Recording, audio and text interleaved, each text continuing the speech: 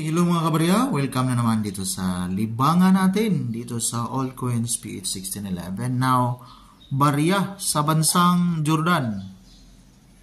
Ito yung barya na nahawak natin pero hindi pa po tayo nakapunta.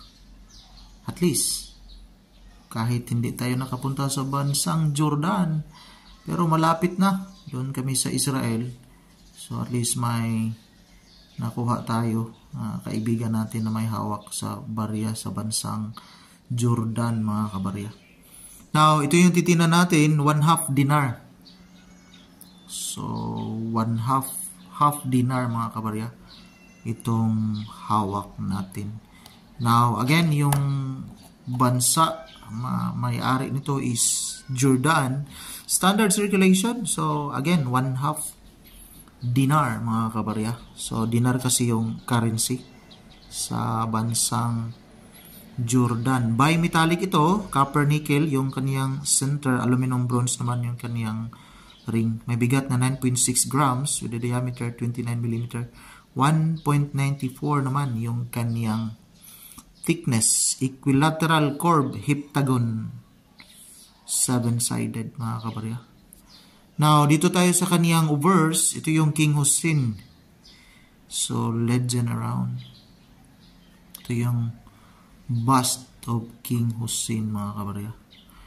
While dito naman, sa kaniyang reverse, so, hindi natin mabasa, pero ito yung Eastern Arabic numerals with 1/2.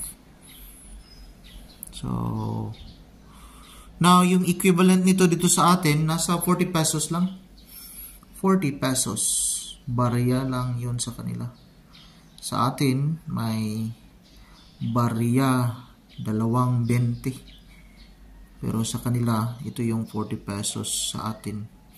Half dinar mga kabarya. Now, may nakita tayo dito. May nagbibinta dito. So, rupee lang kasi yung kanilang currency. So, bimetal 1/2 dinar Jordan. 4 weeks ago.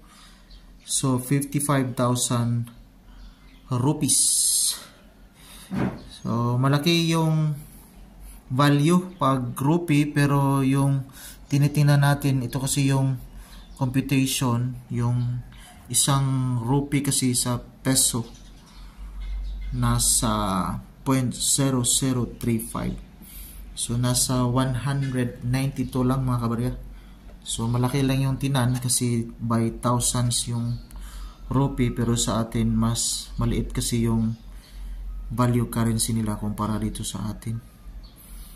So, walang unique o masabi natin na pagkakaiba. Kaya, normal lang yung value. Nasa face value lang ito mga kabarya. Maraming salamat.